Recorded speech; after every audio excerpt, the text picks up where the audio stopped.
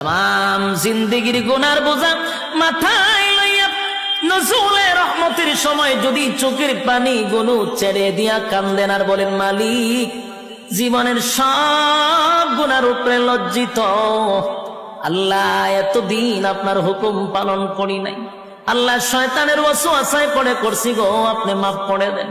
চোখের পানিগুলো ছেড়ে দিয়া যদি আল্লাহর দরবারে আপনি দরখাস্ত করেন, আমার আল্লাহ বলেন, বান্দারে যৌবনকালে যদি একবার ডাক দেস, আমি 70 বার বান্দা তোর ডাকে জবাব দেই।